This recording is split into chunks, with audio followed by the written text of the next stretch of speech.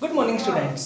देखिए स्टूडेंट्स, आज जो हम करवाने वाले हैं ये टॉपिक में कॉनिक सेक्शन के अंदर वो लास्ट टॉपिक आज का आपका, क्योंकि हम इस टॉपिक को ख़त्म करेंगे आज हाइपरबोला के टॉपिक को, और नेक्स्ट जो वीडियो देंगे वो 3D के ऊपर रहेगी आपकी, ठीक है, 3 डायमेंशनल ज्योमेट्री। तो स्टूडेंट्स आज कुछ क्वेश्चंस करवाएंगे इसके हाइपरबोला के। देखिए मैंने कहा था ना, एलिप्स और हाइपरबोला में सेम कंडीशन है सारी, कोई फर्क नहीं है दोनों के अंदर, सिर्फ इक्वेशन का फर्क है, लिखने का फर्क है और कोई रोल नहीं है, ठीक है। तो बस आपको जैसे मैंने वहाँ करवाया था ऐसे ही मैंने, देखो वहाँ भी मैंने करवाया था, एलिप्स वाले क्वेश्चन में भी फोकी आपको दिया गया था और लेंथ ऑफ लेटर सेक्टर आपको दिया गया था, मैं यहाँ भी करवा रहा हूँ, लेकिन आप देख लेना कोई फर्क आपको दिखाई नहीं देगा क्वेश्चन के अंदर, ठीक है स्टूडेंट्स। तो आप डिटो क्वेश्चन जैसे एलिप्स में थे ऐसे आप इसमें कर सकते हैं, ठीक है। तो कुछ क्वेश्चंस जैसे इसमें एक इक्वेशन बनानी है SP = EPM वाली, वो आपको बताएंगे, वो लास्ट में आपको 1-2 क्वेश्चन आप करवा देंगे इसके, ठीक है स्टूडेंट्स। तो आज ये वीडियो खत्म करते हैं। ये कुछ क्वेश्चंस आप खुद ट्राई कर सकते हैं टेबल की हेल्प से और वैसे, ठीक है। बार बार हम अगर यूं ही वीडियो में टाइम वेस्ट करेंगे स्टूडेंट्स तो काफ़ी टाइम लग जाएगा, क्योंकि अभी सिलेबस भी हमारा नहीं हुआ है, ठीक है ना। तो देखिए क्या है पहला क्वेश्चन आज का, find equation of hyperbola whose foci are this and length of latus rectum is this, ठीक है। तो फोकी के ऊपर सब कुछ डिपेंड करेगा स्टूडेंट्स। क्या लिखोगे आप यहाँ पे, सबसे पहले कि here foci on y axis, पता है ना क्यों, क्योंकि देखो इधर आ रहा है वाई वाले पार्ट पे, ये वाला पार्ट 0 आ रहा है, वाई वाले पे तो सेकंड फॉर्म लग गई, अगर होता पहले वाले पे तो फर्स्ट फॉर्म लगती, सेकंड वाले पे y axis. So equation of hyperbola, so equation of hyperbola क्या होगी, इक्वेशन हाइपरबोला की y² / a² minus x² / b² = 1, ये इक्वेशन आएगी। बस a और b की वैल्यू निकाल के यहां रखनी है, आंसर हो जाएगा, ठीक है। चलिए अब नेक्स्ट क्वेश्चन पे आप शुरू करें इसको। फोकी आपको गिवन है यहाँ पे, तो फोकी क्या होता है, गिवन फोकी इक्वल टू 0, ±12। तो स्टूडेंट्स ये प्लस माइनस ए ही होता है यहाँ पे, तो this implies a equal to 12 हो गया, ठीक है। नेक्स्ट चलते हैं, गिवन क्या गिवन है, length of latus rectum equal to हो गया 36। तो लेंथ क्या है लेटस रेक्टम क्या होती है, 2b² / a बता रखा है, इक्वल टू कितना हुआ 36, 2 से कट गया 18 पे, तो ये आ गया b² = 18a, ठीक है। जहां तक ए की वैल्यू मिल गई, b² की मिल गई, सोल्व करके a और b निकालना है, तो वो कंडीशन होती है e वाली, e होता है एसेंट्रिसिटी, उसकी वैल्यू क्या होती है देखो ना, e इक्वल, मैंने यहां फॉर्मूला क्या लिखवाया था, a² + b² b होता है स्टूडेंट्स, ठीक है, नहीं सॉरी ओवर a होता है स्टूडेंट्स, भूल गया, ध्यान नहीं दिया। इसको यहां लेके आए, a इक्वल टू रूट में a² + b² हो जाएगा। एसेंट्रिसिटी इसमें थोड़ी चेंज होती है इसलिए वो लिखा है मैंने यहाँ पे, ठीक है। इसको यहाँ लेके आ जाए, then a² e² equal to a² + b² हो जाएगा, हो गया। a² b² को ऐसे करो, a² को यहाँ ले आओ ना, तो ये हो जाएगा a² × e² - 1 = b², ठीक है। और यहाँ पे b की वैल्यू हो गई रूट में, यही रहने दो, वैल्यू जरूरत क्या है, यही लेके चलते हैं, इसे सोल्व करते हैं। a² e² - 1 = b², ठीक है स्टूडेंट्स। तो ये याद रख सकते हैं आप, b² = ये वैल्यू होती है सीधी, और अगर चाहो तो इसे सोल्व भी कर सकते हैं, क्लियर। अब रखे इसमें वैल्यूज क्या क्या, ये मैंने वहां भी करवाया टॉपिक आपको, उसके बाद मैंने फिर सीधा रिजल्ट यूज करवाया था एलिप्स वाले केस में, याद है ना। b² वैल्यू कितनी यहाँ पे 18 है, हाँ तो यहाँ तो हो गया 18a equal to a², e² की वैल्यू ये हो जाएगा 12/a, मतलब 144/a² और माइनस में 1, भाई e की वैल्यू आएगी 12/a, 12 का स्क्वायर 144/a² - 1, यहाँ पे a² आप एलसीएम ले ले, तो ये आ जाएगा 144 माइनस के a² डिवाइड में a² कैंसिल हो गया, यहाँ पर है 18a, हो गया तक। तो यहाँ पे क्या लिखोगे आप, दिस एम्प्लाइज, इसको यहाँ लेके आ जाए a² प्लस के 18a माइनस के 144 इक्वल टू 0, ये वैल्यू आएगी।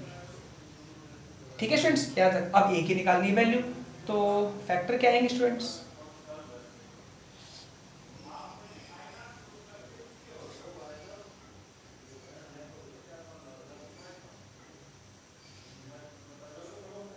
ट्वेंटी फोर और 6 के करेंगे मल्टीप्लाई तो आएगा 24 और 6, 24 के आप 6 से करो तो 4 2 144 आ गया ना। 24 और 6 की करेंगे तो आएगा 24 प्लस का और 6 माइनस का। लेकिन आप जब सोल्व करोगे वैल्यू निकालोगे तो ए की वैल्यू आएगी -24 और 6। सोल्व कर लेना, ये आंसर आएगा। ठीक है, तो स्टूडेंट्स -24 तो पॉसिबल नहीं है, क्योंकि यहां तो कैसे सेट होगा -24 हो गया ना। यहां पर क्या लिखोगे? But a not equal to -24, this implies a equal to कितना आ गया 6। ये a का आंसर आ गया। b का और निकाल ले तो b का यहां रख दे यहाँ पे।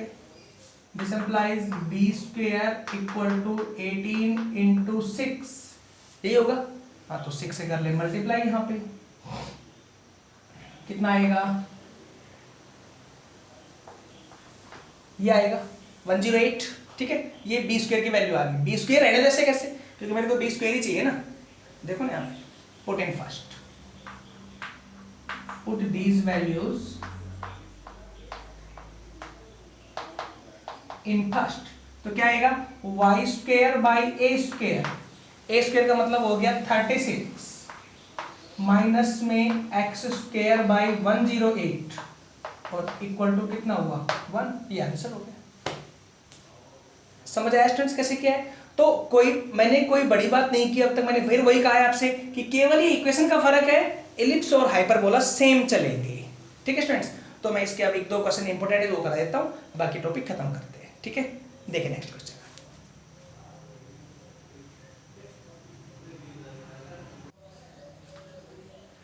देखिए स्टूडेंट्स, एक क्वेश्चन लिखा है मैंने, सिंपल ही क्वेश्चन है लेकिन थोड़ी स्टेटमेंट है, तो आपको समझा देता हूँ क्या है।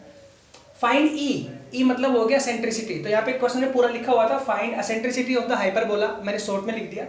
With foci on the x axis, कहाँ है फोकी उसका? एक्स एक्सिस पे। देखो स्टूडेंट्स, इसी बात से यहाँ पे क्लियर होगा कि इक्वेशन क्या बनेगी। क्या लिखोगे? Here foci on x axis, so equation of hyperbola, so equation of hyperbola. तो क्या इक्वेशन होगी हाइपरबोला की? x² by a² minus y² by b² equal to 1। ये इक्वेशन होगी हमारे पास, इक्वेशन नंबर फर्स्ट होगी। इसका वैसे कोई रोल भी नहीं, लेकिन मैंने लिख दिया यहाँ पे। ठीक है, क्योंकि आपको तो ई निकालना है क्वेश्चन में। इस बार आगे आ जाओ। If the length of the conjugate axis is 3/4, तो कॉन्जुगेट एक्सिस की लेंथ क्या होती है? Now length of conjugate axis, length of conjugate axis equal to क्या होती है स्टूडेंट्स? 2b। ठीक है, लेंथ ऑफ ट्रांसवर्स एक्सिस, आगे बोला गया है देख लो, length of transverse axis equal to होती है 2a। ठीक है, तो क्या बोला है? Length of conjugate axis is 3/4 of the length of transverse axis. मतलब कॉन्जुगेट एक्सिस इस एक्सिस का 3/4 है लेंथ का। ठीक है, तो कर दो ऐसे। तो अकॉर्डिंग टू क्वेश्चन क्या आएगा? 2b equals to 3/4 into 2a। हो गया ना, ये बोला गया कंडीशन में। बस, तो ये कट जाएगा, 2 से 2 कट गया, तो स्टूडेंट्स b की वैल्यू आ गई 3/4 इंटू a। क्लियर है? अब इसकी वैल्यू क्या करना है? e निकालना है ना। Now this implies e equal to, formula क्या होता है e का? लगा दो, a² plus b² by a। हाँ, तो e इक्वल टू रूट में a² प्लस में b के रखो वैल्यू यहाँ पे 3/4, 9/16 a², 9/16 a² डिवाइड में कितना? a। हाँ, तो e equal to a² common आएगा तो बाहर से a से कैंसिल हो जाएगा, तो स्टूडेंट्स क्या बचेगा? 1 प्लस 9/16 या कुछ और आएगा, सेम ही आना है। ठीक है, अब अगले पार्ट में 16 एलसीएम हो गया, तो ऊपर हो गया 16 + 9 मतलब 25/16 पे रूट, तो आप कह सकते हो 5/4 आएगा, ये e की वैल्यू आ गई। और देख लो 1 से बड़ी है ना, ऐसे करना है। तो कोई डाउट नहीं क्वेश्चन पे, हो जाने है तो क्वेश्चन। चलो नेक्स्ट पार्ट डिफाइन करते हैं।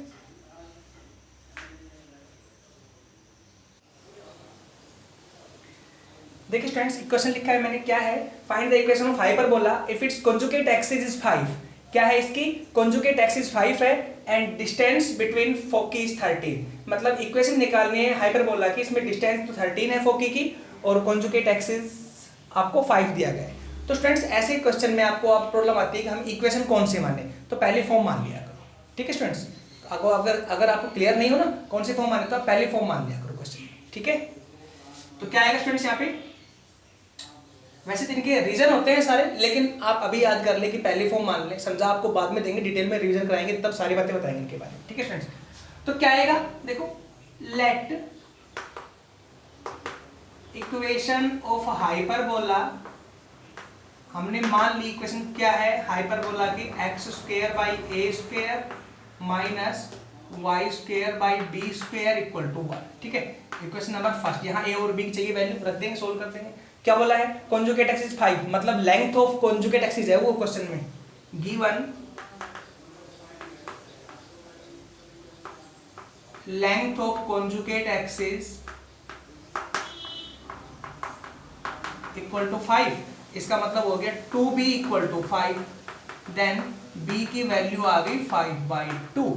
ये हमारे पास पहला पार्ट आ गया। एक आंसर आ गया b का, एक और चाहिए ना, आगे आ जाओ। डिस्टेंस बिटवीन फोकी इज 13, तो स्टूडेंट्स मैंने डिस्टेंस बिटवीन फोकी क्या बताया था इलिप्स में, 2ae, वही यहाँ पे आएगा 2ae, देख लेना उसमें बता रखा है मैंने, बार बार रिपीट नहीं करूंगा। गिवन, फिर से क्या गिवन है, distance between foci equal to कितने 13, तो ये हो गया 2ae = 13, देन यहां से आप e की निकाल ले वैल्यू 13/2a। ठीक है फ्रेंड्स, काम आएगी वैल्यू, a की चाहिए ना आपको वैल्यू, अब a की वैल्यू कैसे आएगी, तो मुझे पता है ना कंडीशन। अब नाउ फॉर्मूला होता है b² = याद करो क्या बताया था, a² × e² - 1, ये था फॉर्मूला, रखो। b² वैल्यू 25/4 = a², e के रखो वैल्यू 13/2a, तो 169/4a² - 1, 169/4a², इसको एलसीएम ले लो, देन 25/4 = a², यहाँ पे 4a², देन 169 - 4a², a² से a² कैंसिल, इस 4 से ये वाला 4 भी कैंसिल। ठीक है, तो क्या बचेगा 25, और इसको यहाँ लेके आ जाए -169 = -4a², 144 = -4a², माइनस से माइनस कट, 4 से ये भी कट, देन कितने पे कट होगा 36 पे, तो a की वैल्यू आ गई स्टूडेंट 6, a की वैल्यू 6, b की 5/2, put in first, put value of a and b in first, तो क्या आएगा x² / a² 36 माइनस y² / 5/2 है, 5/2 का स्क्वायर हो जाएगा 25/4, स्क्वायर हो गया ना इसका, और आगे हो जाएगा = 1। आप इसको सोल्व कर लेना। समझ आया स्टूडेंट्स, आई होप क्लियर हुआ होगा जो बातें मैंने यहाँ पे डिफाइन करके बताई हैं। ठीक है, तो चलिए नेक्स्ट पार्ट डिफाइन करते हैं स्टूडेंट्स, अभी क्या आएगा। ठीक है, देखिए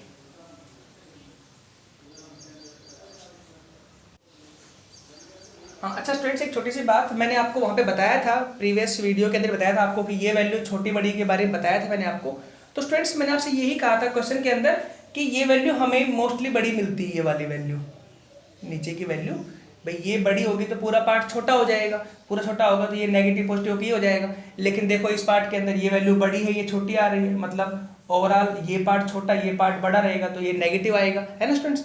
ऐसा होता है, लेकिन स्टूडेंट्स क्वेश्चनों में क्या होता है, दोनों तरह की वैल्यू सेटअप होती है हमारे पास, छोटी बड़ी, लेकिन मोस्टली आपको छोटी बड़ी ऐसे मिलती है, पहली पहला जो पार्ट रहेगा वो आपको छोटा मिलेगा, ये पार्ट आपको बड़ा मिलेगा। लेकिन ऐसा कोई रूल नहीं है कि फिक्स ऐसे रहेगा, क्योंकि वैल्यू इनके ऊपर डिपेंड कर जाती है, एक्स और वाई के ऊपर वैल्यूज, वो अपने आप क्वेश्चन को सेट कर देती है। लोकस के पॉइंट होते हैं हमारे, ये अपने आप सेट कर देते हैं। तो स्टूडेंट ध्यान रखना, हाइपरबोला में दोनों तरह की बातें सेट हो सकती हैं, ठीक है, कोई रूल नहीं है इनके ऊपर कोई, ठीक है। वो मैंने आपको प्रीवियस वीडियो बताया था, तो मैंने आपको यूँ ही बताया था कि मुझे लगा आपके एक्सरसाइज के अंदर केवल वही क्वेश्चन, लेकिन यहाँ पे डिट्टो मिला के क्वेश्चन आ रहे हैं मिक्सअप होके, तो आप अभी याद कर ले कि दोनों तरह की बातें हो सकती है इसके अंदर, ठीक है। क्योंकि डिटेल में तो मैंने अभी बताया नहीं है ना हाइपरबोला के बारे में कुछ भी, डिटेल में तो आपको जब फिगर वगैरह करवाएंगे ना अच्छे से तब बताऊंगा। वो फिगर बनेगा कौन का और प्लेन का, जब कौन को प्लेन किस एंगल पे कट करेगा किस तरह से, तो फिर हाइपरबोला कैसे बनेगा, वो चीजें अभी आनी बाकी हैं, तो उसमें सारी बातें क्लियर करेंगे। तो अभी तो मैं सिर्फ क्वेश्चन पे ध्यान दे रहा हूँ, तो आप क्वेश्चन होगा जैसे बता रहा हूँ वैसे कर लीजिए, ठीक है स्टूडेंट्स।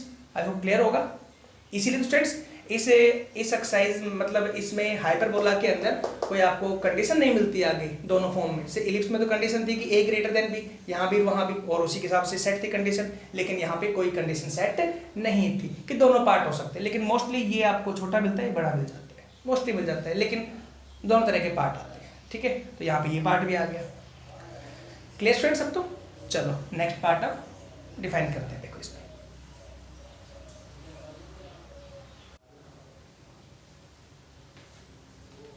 देखिए स्टूडेंट्स, आज की वीडियो का लास्ट क्वेश्चन और इस चैप्टर का भी लास्ट क्वेश्चन करवा रहे हैं आपको। मैंने क्वेश्चन क्या लिखा है पहले वो देख लो। Find the equation of hyperbola whose foci are this and eccentricity 2। ठीक है स्टूडेंट्स, मैंने आपको ये कहा था कि मैं एक क्वेश्चन वो भी करवाऊंगा एसपी इक्वल टू ईपीएम, लेकिन स्टूडेंट्स मुझे कुछ कंपलसरी नहीं लगा, आप खुद भी कर सकते हैं, बड़ा इजी क्वेश्चन है। इससे प्रीवियस ही क्वेश्चन आप देखोगे तो आपको वही दिखाई देगा जिसमें आपको फोकस पॉइंट दिया जाएगा, इक्वेशन ऑफ डायरेक्ट्रिक्स मिलेगी और ई की वैल्यू गिवन है, तो एसपी इक्वल टू ईपीएम आप कर सकते हैं इजीली। ठीक है स्टूडेंट्स, तो वो मैंने नहीं करवाया है क्वेश्चन, आप वो कर सकते हैं एज इट इज जैसे मैंने इलिप्स में लास्ट क्वेश्चन करवाया था ऐसे। ठीक है students, SP equal to EPM, वहां पे आपको एस मिलता है और इक्वेशन ऑफ डायरेक्ट्रिक्स दे रखी है और ई दे रखा है। ठीक है स्टूडेंट्स, तो वो आप कर लेना खुद ट्राई, मैंने वो नहीं करवाया अभी। मैं अभी ये क्वेश्चन लास्ट मुझे ये इंपॉर्टेंट लगा, ये क्वेश्चन करवाना, देखो थोड़े से अलग ट्रिक है कैसे होगा।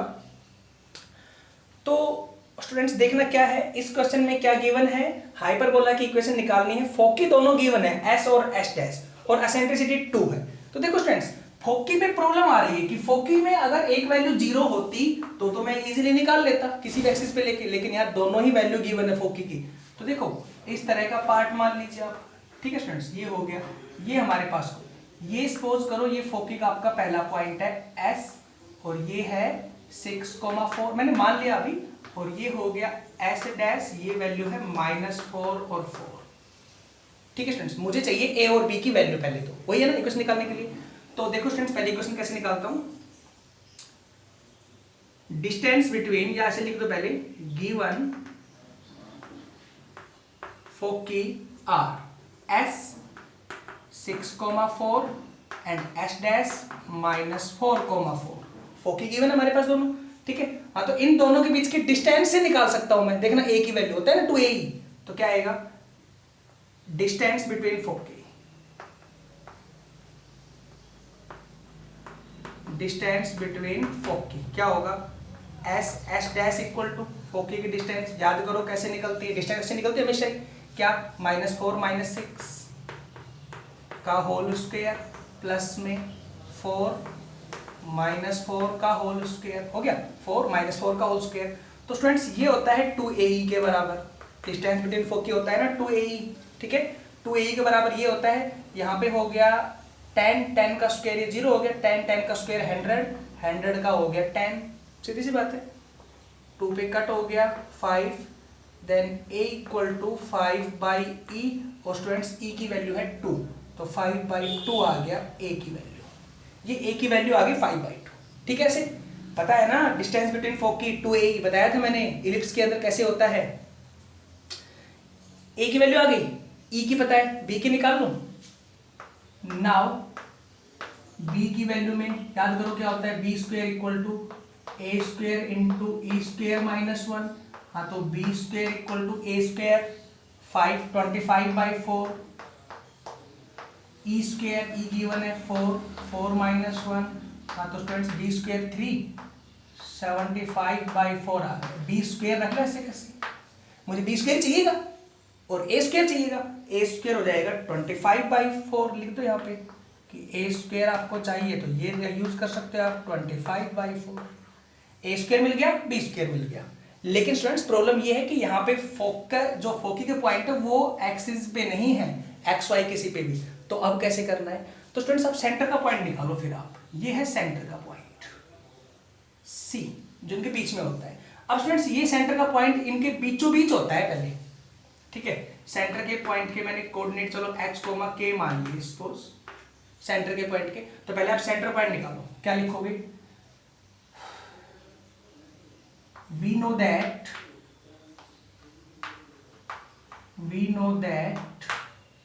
C be the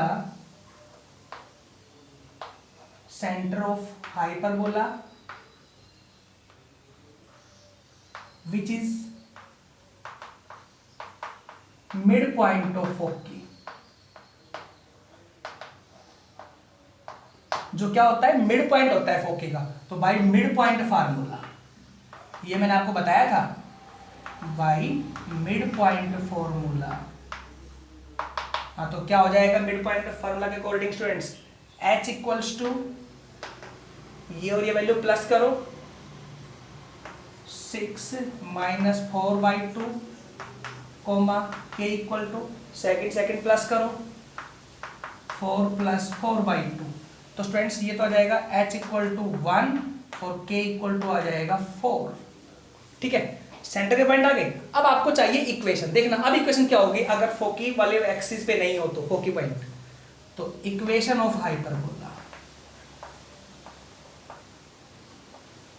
equation of hyperbola, देखो स्टूडेंट ध्यान रखना ये इक्वेशन होती है, मैं यहां राइट कर देता हूं,